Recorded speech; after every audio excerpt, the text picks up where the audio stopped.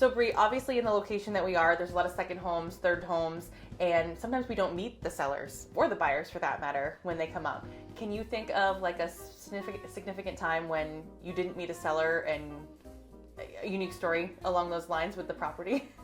There's been many that we have never met. One definitely stands out because our relationship lasted many years. And it was in the very beginning where we were listing a property on Lake Kanasaka. We didn't have a listing. We just got the call to go over and take a look at it. And what got us in the beginning, we were very excited, eager, young agents, is the builder was told it was wood and clay. And wood and clay does beautiful work, big homes. So we were like, what property on Kanasaka is wood and clay? So we all jumped in the car, ran over there. Like, I don't even know if we looked at what else we had to do. No. And that moment on started a relationship like no other. Gosh. Well, from the start, I had codes given to me for the security of getting in. Multiple codes to get it. Like, at least 3 steps of security. It was like Fort Knox. Yeah, of security. But we did pull up, we drove by it, and then we came back and was like, this is it. It wasn't something, super small. It was a nice Kanasaka property, just not the wood and clay that we had expected at the time. So immediately we were just kind of like, okay, whatever, we'll go in and see this nice home.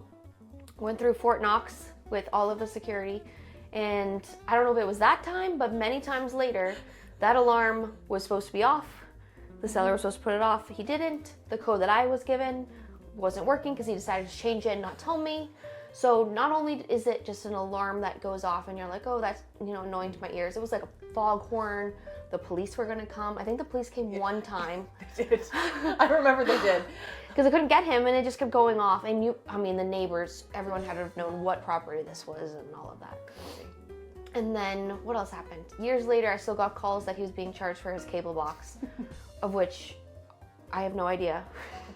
Cable boxes are like one of the banes of our existence sometimes because they're not easy to change over. No, and they want everyone to return the cable boxes so you get the new ones, even though the logistics doesn't make sense. But long story, you never met him. Nope. We never met him. Still never met him. But we know his name. Yes. We remember his name. But we went through, there were bird cages everywhere with no birds in them, but everywhere. There was nice things, just eclectic grouping of things everywhere. It was a story. And Yeah. we did a lot of work, I remember, to put together. Yes, we staged that ourselves. We put all of the dolls that were a doll room away. Yep. We put all of the expensive glass art figurines away. The bird cages we put in the garage. Yeah, bird cages. We'll never forget There was a lot of themes happening. For sure. It'll be one to remember. I will always remember that one too. Yes, an interesting guy. Yes, definitely. But it closed. We sold it and Yeah. it looked nice and That's all that matters.